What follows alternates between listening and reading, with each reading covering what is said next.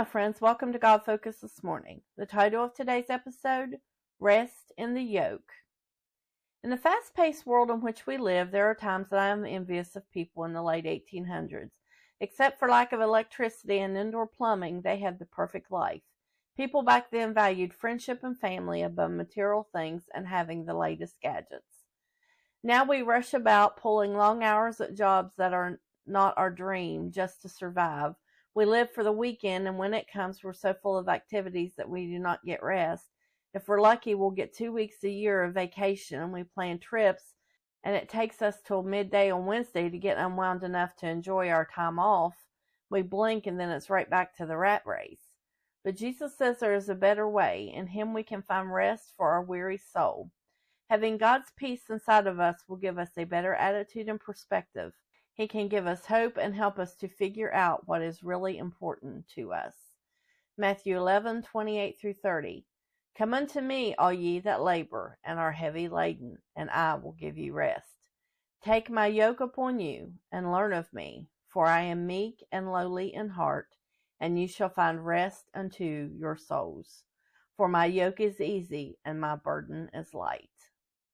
Jesus is with us to help us carry our burdens. If we take His yoke upon us, it means we are working in tandem with Him to carry the situations of life. A yoke was traditionally a piece of wood with straps or rope that the animals were tied to. They then would be given encouragement to walk and pull the burden together. When both pulled, it made the load move smoothly forward. To be yoked with Christ means that we too are connected with a piece of wood, the old rugged cross. When Christ died for us on that cross, He made a way for us to shun the heavy weight of sin. Our hearts and souls can find rest in Him from the burden of sin. If we are yoked to the world, we are the ones carrying the weight. Not only is it hard to pull that weight, but it keeps getting heavier and heavier. Because we are yoked to Satan, he will not carry any of the weight once he has you hitched to the yoke.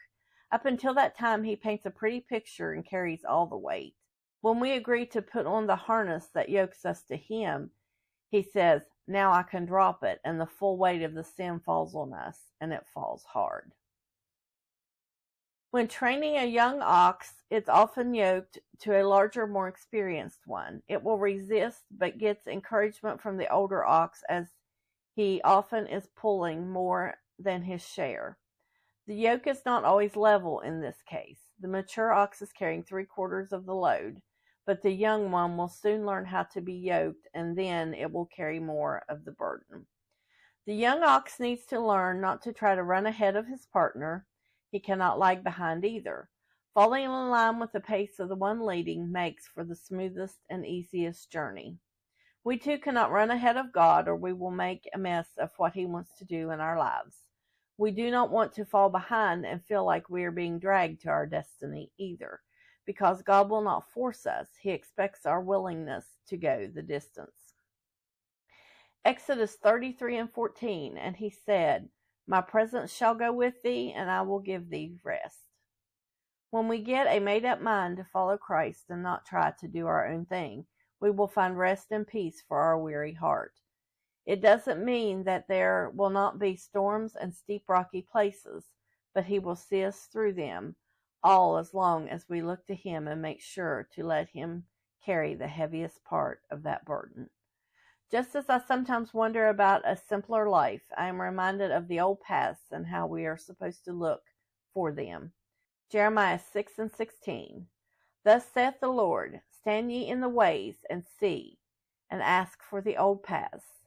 Where is the good way, and walk therein, and ye shall find rest for your souls.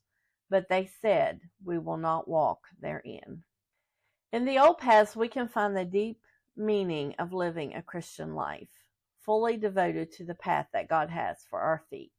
And in that path, we will find peace and rest for our weary souls.